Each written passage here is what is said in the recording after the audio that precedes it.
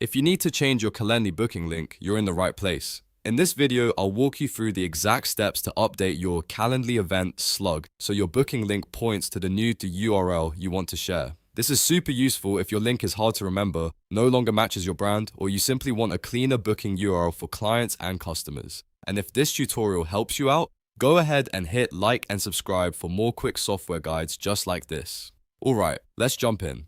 First, log into your Calendly account using the browser you normally use for managing your scheduling settings. Once you're in, look at the main dashboard and go to scheduling. This is where all of your event types are managed, and it's the place you'll need to be to change the booking link for a specific event. After that, select the event type you want to update. Calendly lets you customize links for each event type separately, so make sure you choose the correct one if you have more than one booking page. Next, click More Options. This opens up additional settings for that event, including the controls you need to edit the booking page details. From there, open Booking Page Options. This is the section where Calendly stores the settings for the public-facing booking page, including the link slug.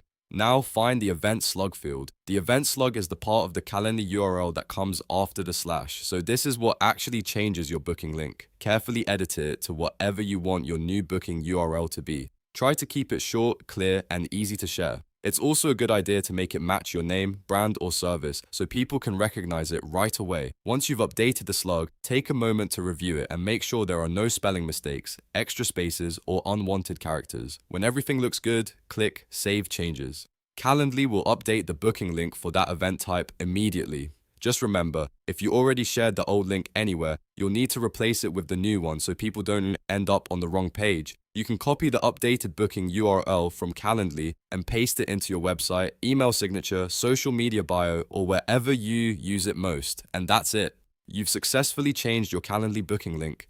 If this video helped, make sure to like, subscribe, and turn on notifications so you don't miss the next tutorial. Thanks for watching, and I'll see you in the next one.